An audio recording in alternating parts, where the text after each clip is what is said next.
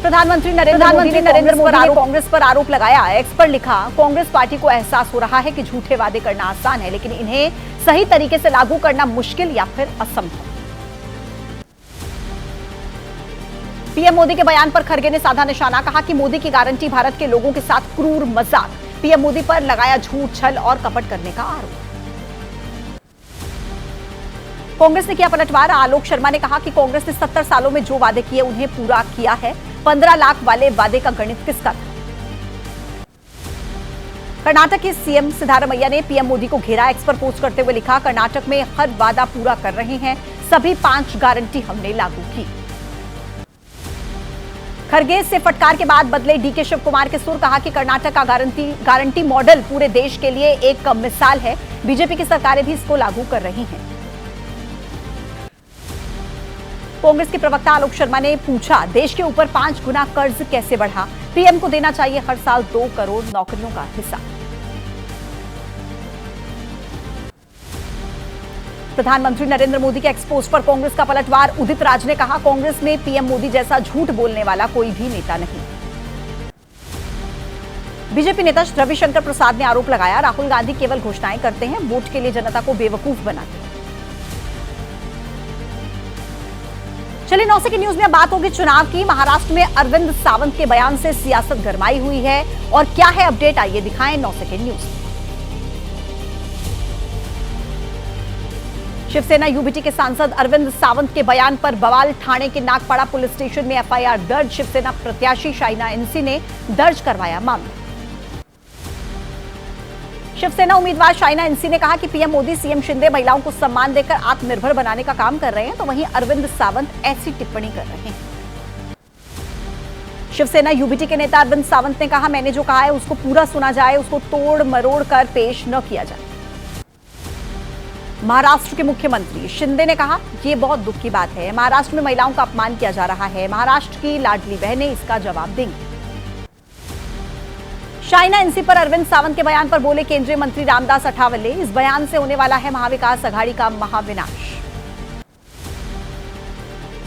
बागियों से निपटने के लिए मुंबई में दोनों गठबंधनों की हो सकती है बैठक। चुनावी मैदान में महायुति के 36, महाविकास अघाड़ी के 14 बागी उम्मीदवार। महाराष्ट्र के डिप्टी सीएम देवेंद्र फडणवीस ने भरोसा जताया, टिकट बंटवारे से नाराज और बगावत करने वालों को मना लिया जाएगा।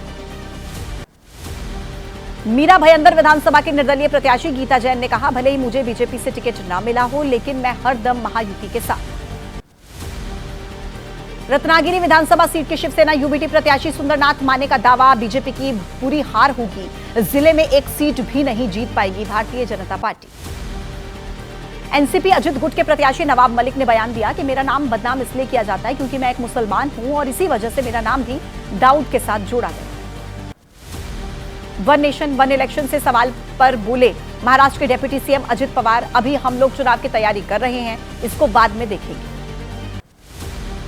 संजय राउत ने डीजीपी को हटाने की मांग की। बीजेपी विधायक नीतेश राणे ने कहा, महाविकास अघाड़ी वाले डर क्यों रहे हैं।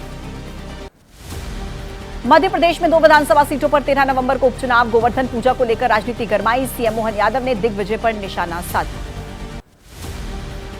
मंदिर में पूजा करने पर एसपी प्रत्याशी नसीम सोलंकी के खिलाफ फतवा। ऑल इंडिया मुस्लिम जमात ने कहा, महिला को तौबा करना चाहिए। कानपुर के सीसामऊ सीट से एसपी प्रत्याशी नसीम सोलंकी मंदिर में भगवान शंकर की पूजा की थी। एसपी विधायक अमिताभ वाजपेयी ने वीडियो पोस्ट किया था। मुस्लिम प्रत्याशी के मंदिर में दर्शन करने और शिवलिंग पर जलाभिषेक करने पर बीजेपी अल्पसंख्यक मोर्चा ने सवाल उठाए। बीजेपी नेताओं ने अखिलेश पर निशाना साधा। मुख्यमंत्री योगी आदित्यनाथ के बयान पर बोले, यूपी कांग्रेस अध्यक्ष अजय राय बांटने का काम करती है बीजेपी, विपक्ष मजबूती के साथ कर रहा है अपना काम।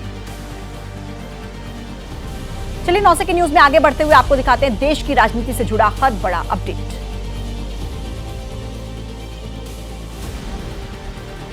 राहुल गांधी ने कहा कि मुझे 10 जनपद बहुत ज्यादा पसंद नहीं है क्योंकि यहीं पर रहते हुए उनके पिता की मृत्यु हुई थी।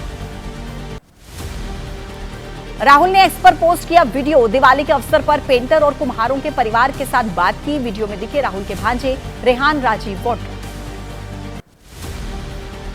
राहुल गांधी के पोस्ट पर बोले बीजेपी नेता प्रदीप भंडारी, राहुल ने श्रीराम मंदिर में श्रमदान करने वालों का अपमान किया, देश उन्हें कभी माफ नहीं करेगा। हरियाणा विधानसभा चुनाव को लेकर कांग्रेस ने फिर से चुनाव आयोग को घेरा। कहा, इलेक्शन कमीशन ने खुद को क्लीन चिट दी है, शिकायतों पर नहीं दिया स्पष्टीकरण। कांग्रेस नेता जयराम रमेश ने एक्स पर पोस्ट करते हुए कहा, हरियाणा की 20 विधानसभा सीटों पर कांग्रेस की शिकायतों का चुनाव आयोग ने जवाब नहीं दिया। ओडिशा सरकार ने घटाई पूर्व मुख्यमंत्री नवीन पटनायक की सुरक्षा। बीजेडी नेता अमर पटनायक ने कहा, ओडिशा के लोग इस घटना को नहीं भूलेंगे। छत्तीसगढ़ के पूर्व सीएम भूपेश बघेल ने गौरा गौरी की विशेष पूजा की। प्रदेश की मंगल कामना, विघ्नों के नाश के लिए बघेल ने निभाई सोटे खाने की परंपरा। पाकिस्तान के सांसद अब्दुल रहमान इंडियन नेशनल लोकदल के कार्यक्रम में शामिल हुए। अभिनंदन समारोह में उन्होंने शिरकत की। राजस्थान के शिक्षा मंत्री मदन दिलावर ने राज्य की पूर्ववर्ती कांग्रेस सरकार पर आरोप लगाया। कहा कि गोधरा में दोषियों को महिमा मंडित करने वाली किताब को मंजूरी दी गई। उत्तराखंड के पूर्व मंत्री हरक सिंह रावत ने ईडी सीबीआई का मजाक उड़ाया। कहा कि धामी मेरे छोटे भाई हैं, वो रात को 2-2 बजे तक मेरे घर के बाहर खड़े रहे हैं। दिल्ली के मंत्री सौरभ भारद्वाज ने कानून व्यवस्था को लेकर केंद्र सरकार को घेरा। कहा कि दिल्ली में बिगड़ी हुई है कानून व्यवस्था। दिल्ली की हवा दिन पर दिन जहरीली होती जा रही है। प्रदूषण की रोकथाम के लिए दिल्ली सरकार तमाम प्रयास कर रही है, लेकिन अपडेट क्या है, आइए 9 सेकंड में आपके साथ। दिल्ली में बढ़ते हुए प्रदूषण को कम करने के लिए 200 एंटी स्मॉग गन तैनात। 3 शिफ्ट्स में 7-7 घंटे छिड़काव करेंगी। हर विधानसभा के लिए 2-2 एंटी स्मॉग गन। बीजेपी के नेता वीरेंद्र सचदेवा ने कहा, दिल्ली में सिर्फ पटाखों की वजह से प्रदूषण नहीं है। केजरीवाल की सरकार समस्या आने पर करती है इवेंट मैनेजमेंट का काम।